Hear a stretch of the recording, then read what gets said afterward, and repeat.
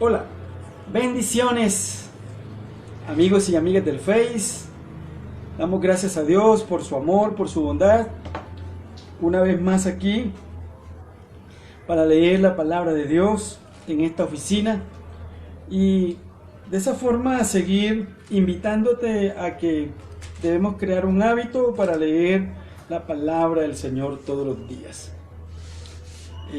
Un Dios de amor, un Dios de misericordia que nos acompaña cada día.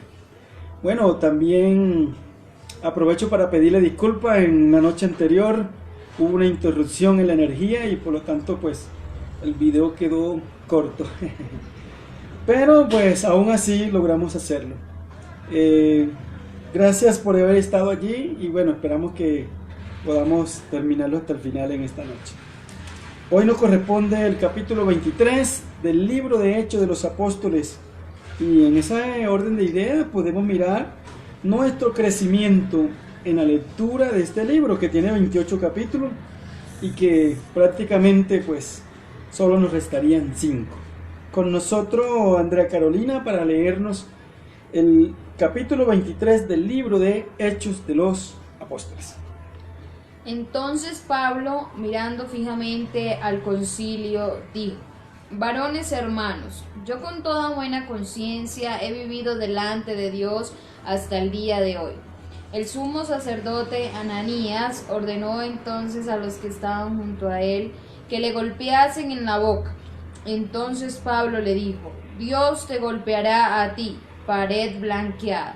¿Estás tú sentado para juzgarme conforme a la ley y quebrantando la ley me mandas golpear?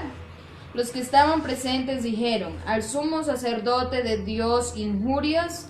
Pablo dijo: No sabía, hermanos, que era el sumo sacerdote, pues escrito está: No maldecirás a un príncipe de tu pueblo. Entonces Pablo, notando que una parte era de saduceos y otra de fariseos, alzó la voz en el concilio: Varones hermanos, yo soy fariseo, hijo de fariseo. Acerca de la esperanza y de la resurrección de los muertos se me juzga. Cuando dijo esto, se produjo disensión entre los fariseos y los saduceos, y la asamblea se dividió, porque los saduceos dicen que no hay resurrección, ni ángel, ni espíritu, pero los fariseos afirman estas cosas. Y hubo un gran vocerío, y levantándose los escribas de la parte de los fariseos contendían diciendo: Ningún mal hallamos en este hombre, que si un espíritu le ha hablado o un ángel, no resistamos a Dios.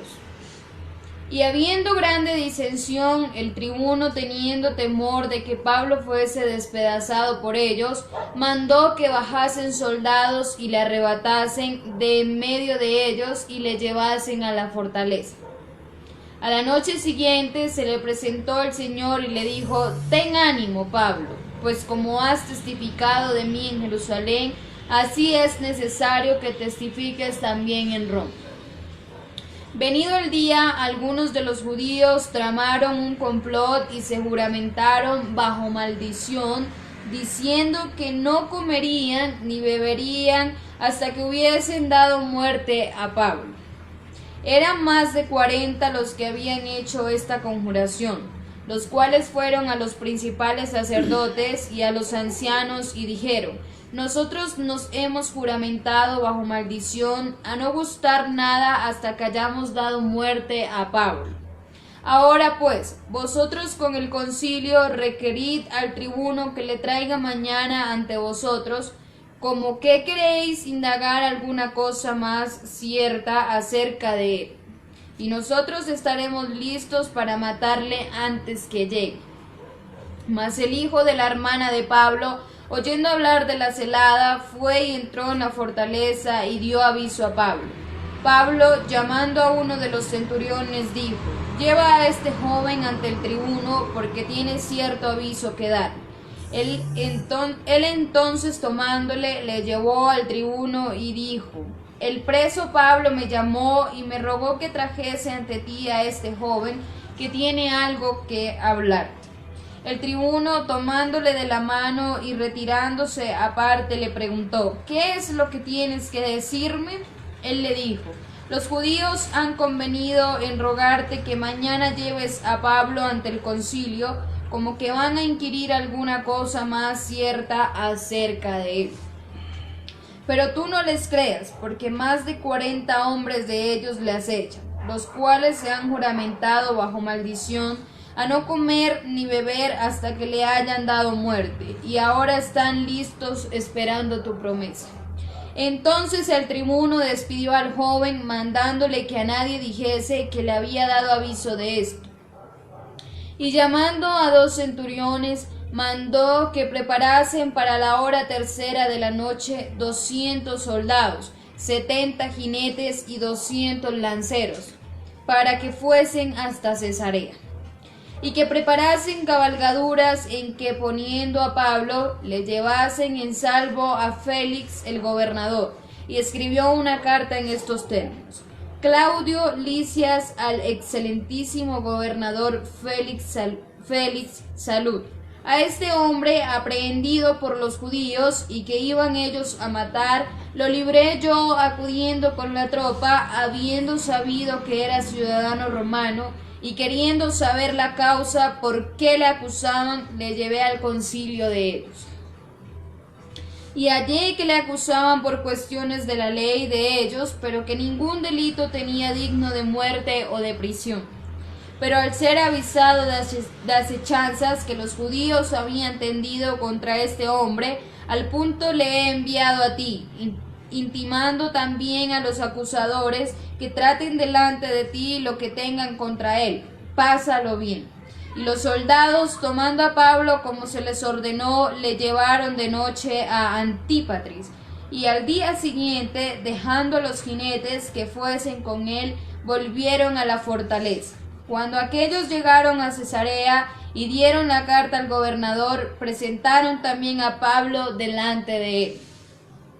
Y el gobernador, leída la carta, preguntó de qué provincia era, y habiendo entendido que era de Cilicia, le dijo: Te oiré cuando vengan tus acusadores, y mandó que le custodiasen en el pretorio de Herodes. Bueno, muy bien. Acabamos de leer Hechos capítulo 23 y estamos encontrando aquí al apóstol Pablo en medio de un concilio, lo cual indica que estaba frente a ser acusado por todos aquellos que lo habían de alguna manera capturado en el templo, tal como lo ha venido diciendo en los capítulos anteriores, ¿sí? Recordemos que a partir del capítulo 21, 22 y 23, vamos a mirar a Pablo en medio del concilio ante las autoridades, en este caso eclesiales, ante el poder religioso, en este caso, en este momento en Jerusalén. Todo lo que ha pasado en todos los primeros 7 capítulos es la expansión del Evangelio, como lo explica Hechos, porque hay unos temas fundamentales que están en Hechos de los Apóstoles, y un tema fundamental es la expansión del Evangelio, ¿sí? Cómo este Evangelio que ha dejado Jesucristo se va expandiendo desde un punto y en forma espiral y exponencial ha crecido y crecerá en todos los tiempos, ¿sí? El Evangelio de Jesucristo. El Evangelio de Jesucristo es el eje central del cristianismo. Todos los que hemos tenido la oportunidad de ir a al bachillerato o a esa educación media, se nos ha enseñado cuando estudiamos las religiones que hay en el mundo, ¿verdad? Y dentro de esa está el cristianismo. Y el cristianismo, el eje central es Jesucristo con ese evangelio, con la ayuda del Espíritu Santo, ¿sí? Entonces, hay varias religiones en el mundo, pero dentro del cristianismo, que es la que nosotros pertenecemos, nosotros creemos es en Dios y que Jesucristo vino a la tierra, ¿sí? Y de allí hay un plan de salvación para todo aquel que en él crea. Ahora, dentro de este gran marco llamado cristianismo, entonces toda la religión que se enfoca en el cristianismo, su Dios, su principal adoración es Dios, ¿sí? Y allí se enfocan entonces todas esas, de alguna manera, misiones. Entonces allí están los católicos que creen en el cristiano, que creen en Dios. Entonces encontramos los evangélicos, los adventistas, los pentecostales, ¿sí? Todo eso que creen en Dios, ¿sí?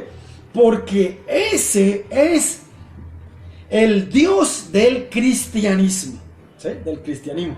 Hay otras religiones en el mundo, ¿verdad? Los que adoran a Mahoma, por ejemplo, ¿sí? Los que adoran a los grandes dioses que están en el gigante asiático, en China, Japón. Entonces, esas grandes religiones que están allá, que terminan de alguna manera adorando a esos dioses. Pero en el caso de América, ¿sí? Lo que es América, Estados Unidos, hasta la Patagonia que está en Argentina, gran parte se cree en un Dios, Entonces, este Dios nosotros lo aprendemos a conocer a través de la palabra de Dios.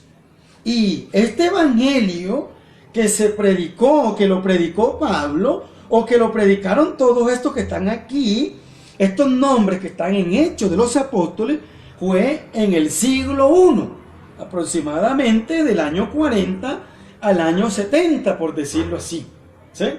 Sabemos que Cristo viene a la tierra y divide la historia en dos, ¿sí? Lo que es antes de Cristo y después de Cristo. Jesucristo viene en el año 1 y de ahí del año 1 hasta hoy estamos en el año 2020, ¿sí? 2020, han pasado 2020. También sabemos, por ejemplo, los que ustedes de pronto han tenido la oportunidad de leer la historia, ¿sí? Entonces, si usted ha leído libros de antes de Cristo, esos libros griegos, la Ilíada, la Odisea, grandes libros que tienen los griegos, entonces usted va a encontrar que se escribe así: 500 años antes de Cristo, 700 años antes de Cristo, 200 años antes de Cristo, ¿sí?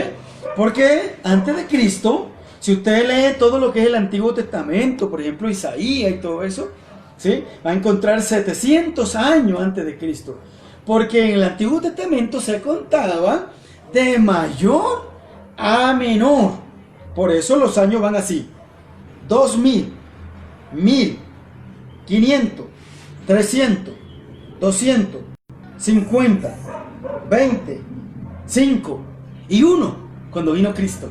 Cristo vino en el año 1. Cuando vino Cristo, ya los años no se contaron así, de mayor a menor, sino 1, 2, 3, 4, 5, 6, 7, 8, 9, 10, 20, 30, 100, 200, 300, 500, hasta hoy que estamos en el 2020. Han pasado 20 siglos, estamos en el siglo XXI, ¿verdad? Bueno, eso es una... Ahí me salí un poquito de lo que debo explicar, pero es importante todo eso porque de pronto hay personas que no lo saben.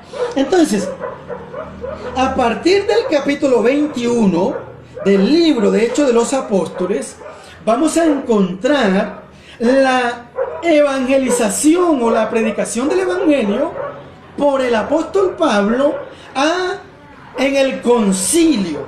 Se le va a enseñar al sumo sacerdote, ¿sí? Y se le va a enseñar al centro de pensamiento religioso, ¿sí?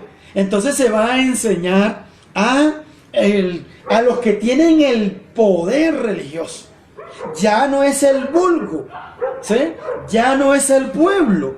Ahora es al sumo sacerdote, al sacerdote, a todas esas personas que hacen parte del epicentro de todo el centro religioso, empezando desde el sumo sacerdote para acá. Entonces, todo eso lo hemos venido mirando desde Hechos capítulo 21, cuando arrestan a Pablo en el templo. Y allí él comienza a evangelizar y a hablar ahora a las personas que están en el templo, al sacerdote, a los sumos sacerdotes, a esa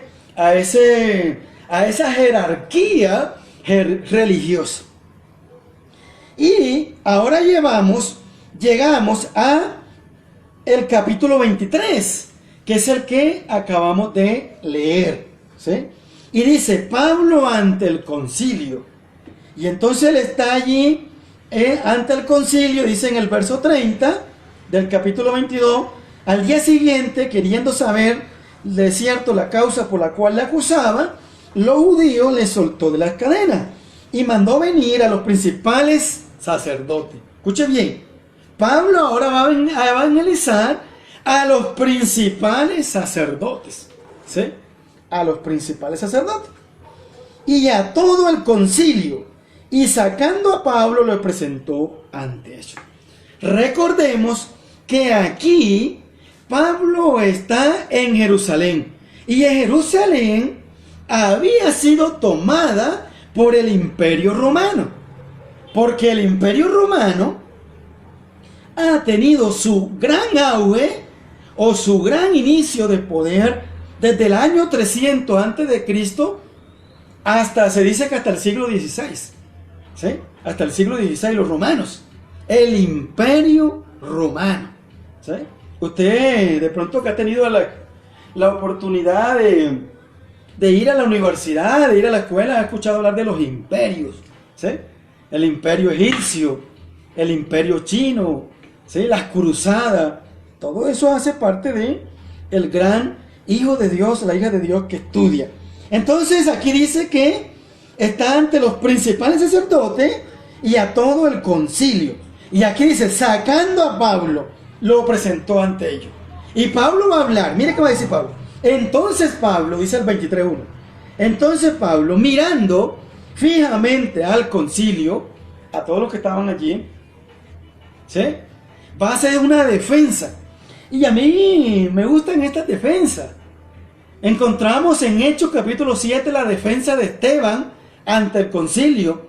Y Esteban, si tuviste la oportunidad de estar conmigo el día 7 cuando estábamos leyendo Hechos 7, que mirábamos cómo Esteban presentó su defensa ante el concilio, ¿sí? De esto de los grandes tribunales, de las cortes, ¿sí? De las cortes. De pronto has tenido la oportunidad de ir a una corte por ser acusado, ¿sí? En Colombia existen las cortes que en estos tiempos pues son muy cuestionadas porque bueno, que meten lo político, bueno, no vale la pena hablar de eso, pero sí existen en Colombia las cortes. Está la Corte Constitucional, que es la cumbre, ¿sí? Está la Corte Suprema, está la de aquí de Cundinamarca, donde estamos, y bueno, los jueces, los fiscales, y de alguna forma es importante conocer ese vocabulario del derecho, ¿sí? Del derecho, porque pues es importante de alguna manera relacionarse, ¿verdad? Con el abogado, esa eminencia cuando está en el proceso de litigar y de defender, ¿sí? A mí me gusta escuchar, ¿sí? A esos grandes abogados que en su expresión y en su narrativa, ¿verdad?, defienden a el que ha cometido el delito.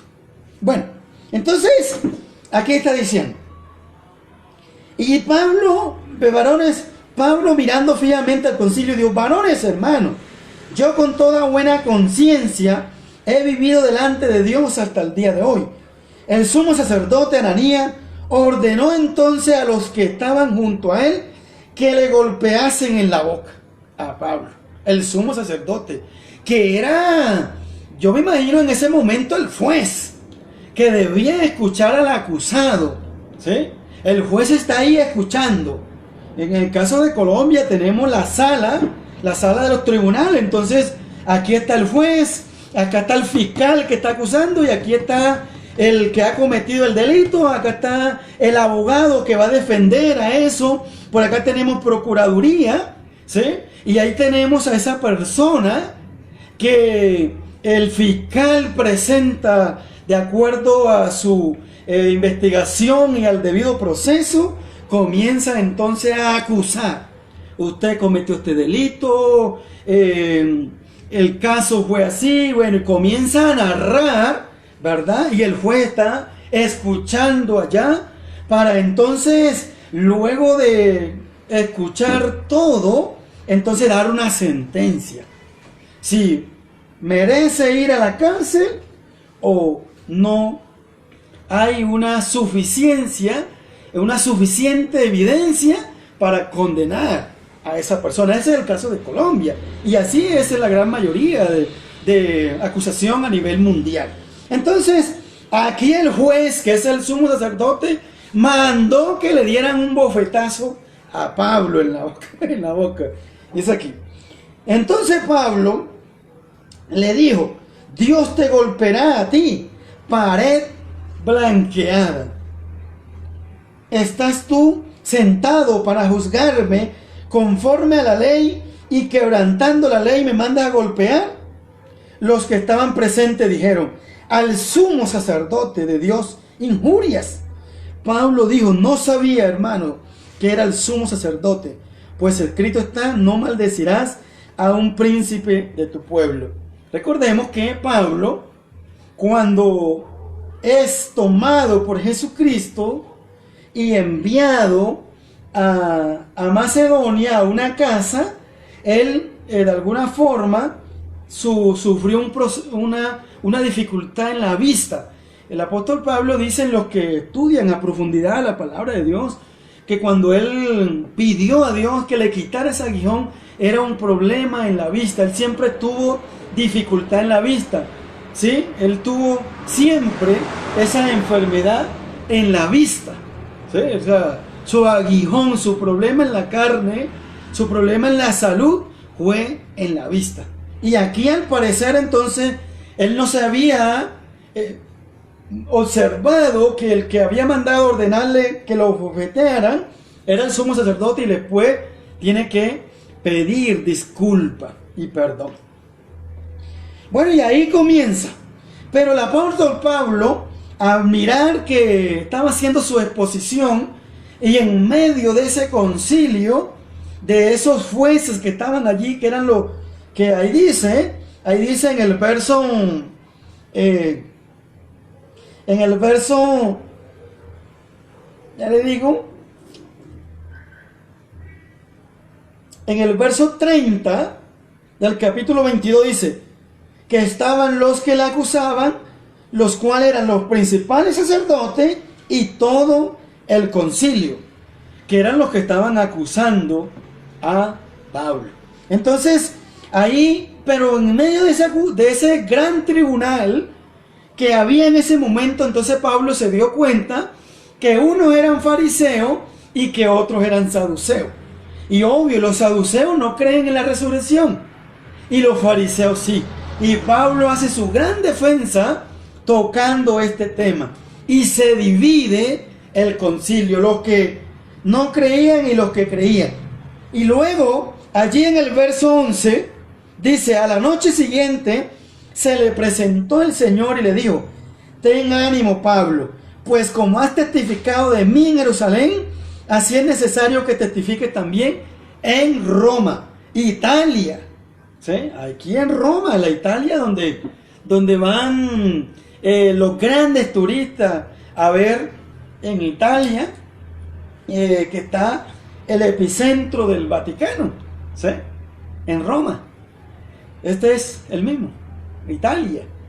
Entonces el Señor le dijo: Pablo, no vas a morir aquí en Jerusalén, te voy a mandar a Roma. Y evidentemente, cuando uno comienza a leer el 24, capítulo 25, va a mirar que Pablo es enviado a Roma. Y de ahí de Roma él quiere ir a España, ¿sí? A España, la que está en el continente europeo, ¿sí? Entonces, ahí miramos, y como ahí en el verso 12, dice el complot contra Pablo. Y ahí dice, venido el día, algunos de los judíos tramaron un complot, ¿sí? Y se juramentaron bajo maldición, diciendo que no comerían ni beberían hasta que hubiesen dado muerte a Pablo, ¿sí? Entonces, los judíos que estaban en Jerusalén hicieron una promesa: mañana mataremos a Pablo y no desayunaremos hasta que matemos a este palabrero, al apóstol Pablo. Se juramentaron, hicieron un juramento bajo maldición. Hechos capítulo 23, verso 12, ahí está diciéndolo. Y dice en el 13, eran más de 40 los que habían hecho esta conjuración, ¿sí? Habían dicho, bueno, mañana se acaba la vida de Pablo. Sin embargo, ya el Señor le había dado una promesa a Pablo. Y la promesa está en el verso 11. Le dijo: Señor, mire cómo dice, a la noche siguiente se le presentó el Señor, que era la noche anterior, y le dijo: ten ánimo, Pablo, pues como has testificado de mí aquí en Jerusalén, así es necesario que también testifiques en Roma. Por lo tanto, se dice que este es el cuarto viaje misionero de Pablo, ¿sí? Entonces ya Pablo está haciendo su presentación, ya ha hecho su presentación ante el concilio, ya se ha presentado, ha evangelizado, y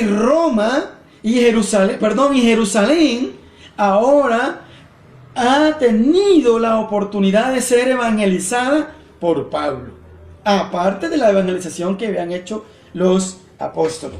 Entonces, bueno, ahí dice que la hermana de Pablo escuchó, dice en el verso 16, mas el hijo de la hermana de Pablo, oyendo hablar de la celada, fue y entró en la fortaleza y dio aviso a Pablo. Pablo se entera y manda a buscar al tribuno que, oye, me van a matar, están haciéndome cacería, me van a matar. Y entonces el tribuno toma la decisión de enviarlo a Cesarea. Ahí lo dice, ¿sí? Ahí lo dice. En el verso 23. Y llamando a 2 centuriones, dice: Pablo es enviado a Félix el gobernador.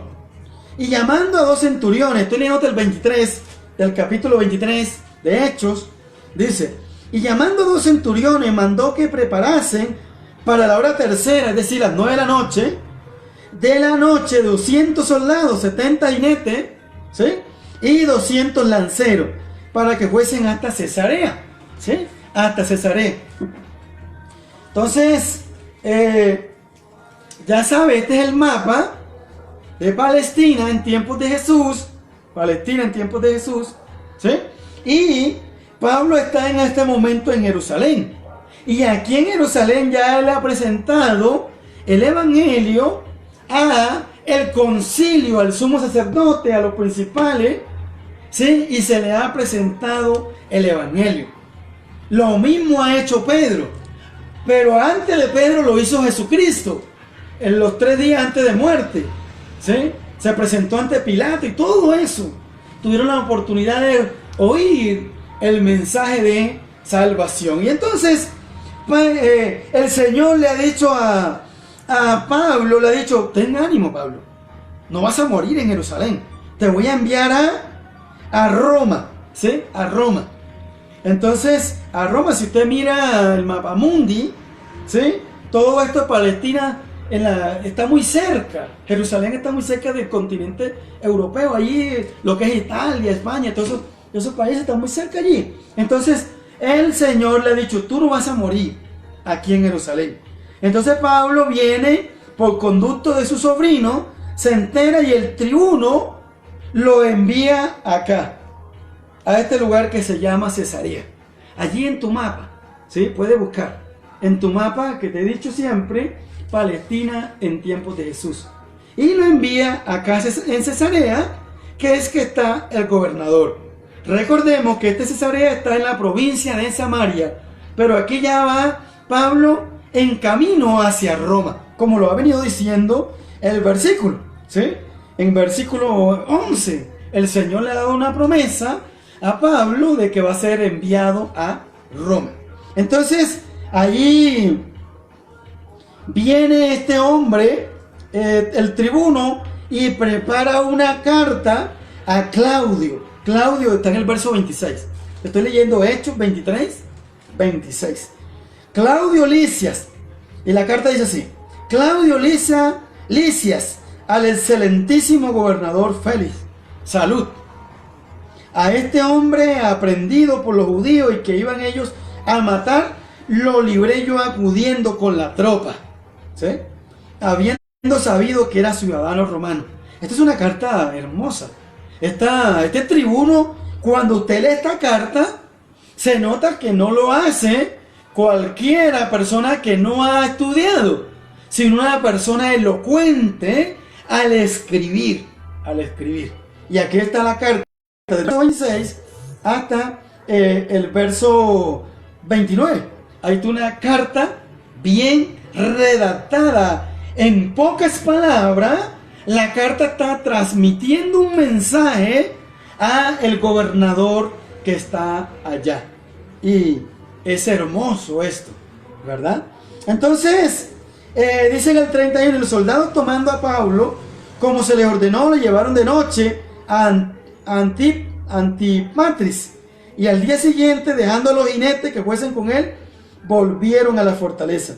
Cuando aquellos llegaron a Cesarea y dieron la carta al gobernador, presentaron también a Pablo delante de él. Y el gobernador, leída la carta, preguntó de qué provincia era. Y habiendo entendido que era de Cilicia, recordemos que pertenecía a la provincia de Cilicia, ¿sí? Que eso lo pueden mirar en el otro mapa, acá en este mapa, en el mapa que se llama primer y segundo viaje de Pablo en su viaje misionero. Hay un mapa, tú lo busques en Google y ahí puedes mirar ese mapa. Y Pablo era de este lugar, mira, llamado Cilicia, ¿sí? De aquí. Este era el territorio del apóstol Pablo, Tarso. Él era por eso se le conoce como Saulo de Tarso. Él era de aquí. Y de aquí, Pablo, él fue a Jerusalén, acá, a estudiar en Jerusalén. Acá en Jerusalén, lo mirábamos anoche, él estudió bajo las instrucciones de la mejor universidad que había en el momento. Un hombre llamado Gamaliel, ¿sí? Porque recordemos que la educación antigua era que los ricos buscaban una persona o un profesor para el hijo que estaba en casa, ¿sí? Eso, yo no sé si has tenido la oportunidad de mirar la historia, cuando fue que se llenaron las aulas de clases y que a nosotros los docentes se nos asignaron 50 profesores, 50 estudiantes, 40, pero eso hace 100 años atrás no era así, y menos 1000 años atrás, 2000. El rico buscaba a una persona, y esa persona, ese profesor, le daba todas las materias a ese hijo del rico, ¿sí? A ese hijo del rico. Luego vino esa historia de la educación pública, y entonces en un salón se asignan 40, 50 estudiantes. Pero la mejor educación era esa, que los hijos, por eso habían grandes pensadores, ¿sí? Y por eso en las potencias como Estados Unidos, Holanda y los Países Bajos, solamente al aula de clase le asignan al profesor 10 estudiantes, ¿sí? 8, 10 estudiantes. Pero imagínense acá en Colombia que a Diana le ponen 50. Diana es profesora. Y le ponen 50. Y uno se pone con 50 estudiantes, se pone, imagínense, se puede usted imaginar la historia de la educación, cómo fue. Entonces, Saulo fue instruido por la mejor universidad, llamado Gamaliel. Gamaliel lo tomó y lo instruyó, ¿sí?, bajo los principios de la ley. Por eso Saulo conoce toda la descendencia de Abraham, ¿sí?, de Abraham. Entonces allí él tuvo la oportunidad de recibir las mejores instrucciones. Y es verdad, o sea, cuando uno tiene un solo estudiante, usted le va a dedicar todo tiempo, ¿sí?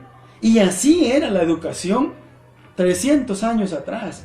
Los ricos eran los que tenían la oportunidad de ir y llamar a un profesor y los instruía en filosofía, en matemática, en castellano, en todo. Anteriormente era así. De pronto usted piensa que esto de los 40, 30 niños en una aula de clase, ¿eso fue toda la vida? No, eso no fue toda la vida. Eso fue hace poco, hace como unos 70, 80 años para acá, ¿sabes? 80 años para acá es que eso ha venido cogiendo auge, pero eso no ha dado resultado. Por eso las famosas pruebas PISA, ¿sí?, generalmente la ganan estos países del norte, aunque nunca se puede generalizar, pero pues en el caso de Estados Unidos dicen que la educación, a un aula de clase apenas le asignan 10, 15 estudiantes, 12, 8, así es en los países del norte. Todo eso es importante. Entonces aquí viene, dice acá, en el verso 31, y los soldados tomando a Pablo, como se les ordenó, le llevaron de noche a Antípatris, y al día siguiente, dejando a los jinetes que fuesen con él, volvieron a la fortaleza. Cuando aquellos llegaron a Cesarea y dieron la carta al gobernador, presentaron también a Pablo delante de él. Y el gobernador, leída la carta, preguntó de qué provincia era, y habiendo entendido que era de Cilicia, le dijo: te oiré cuando vengan tus acusadores. Y mandó que le custodiasen el pretorio de Herodes, allí, de Herodes. Recordemos que en los tiempos de Jesús existieron los grandes Herodes. Herodes el Grande, y de aquí de Herodes el Grande se desprenden Herodes el Tetrarca, Antipas, y bueno, todo eso que está en los evangelios, que tuvimos la oportunidad de leerlo y mirábamos un poco sobre la vida de los Herodes. Bueno, usted puede leer más allá, ¿sí?, y mirar cómo Pablo ahora está siendo un instrumento del Señor para presentar el evangelio en los grandes tribunales del momento.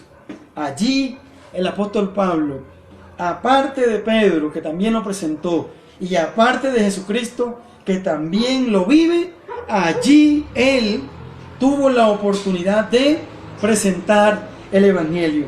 De esta forma vamos ya concluyendo lo que ha venido pasando en el evangelio, en el libro de Hechos de los Apóstoles, ¿sí? Y mirar en el libro de los Hechos de los Apóstoles que el protagonista es el Espíritu Santo del Señor. Es el que va dirigiendo la expansión del evangelio, ¿sí? Ese es el protagonista como Dios.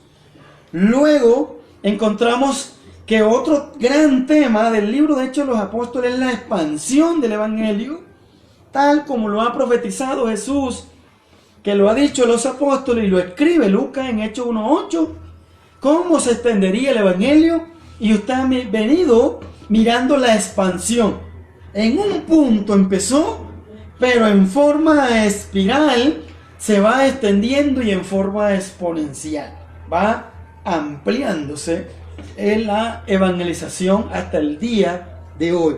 Y los grandes protagonistas que forman allí las grandes bases para esa expansión, como lo ha profetizado Jesucristo, y está escrito. Pedro, que es el que pone ese fundamento de la iglesia.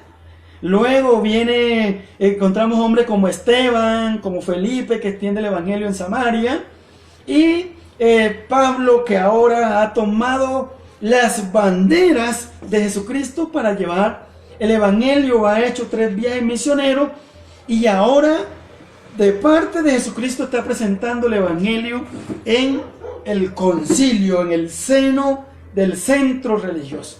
Es hermoso este libro, de Hechos de los Apóstoles. Y hoy ya leímos el capítulo 23. Mi programa no busca otra cosa sino crear en ti el hábito de la lectura diaria, ¿sí? Así haya lo que haya que hacer en el día, debes sacar un tiempo para ir a la lectura de la palabra de Dios. Y eso es lo que busca mi programa. Yo no busco aquí a demostrar que soy un erudito y que no nada, yo porque leo y bueno, y me asumo, digamos, esa iniciativa de compartir contigo. Espero que hayas aprendido, ¿verdad? Y que estés cada día aprendiendo de la palabra de Dios. Cuídate mucho, siempre vive contento y vive feliz. Y bueno, sacando el tiempo para ahí en tu oficina, en tu casa, leer y estudiar la palabra del Señor. Dios te bendiga, te amamos en el nombre del Señor y hacia adelante hasta que podamos cada día aprender más y más de la palabra de Dios. Nos vemos en el próximo. Dios te bendiga.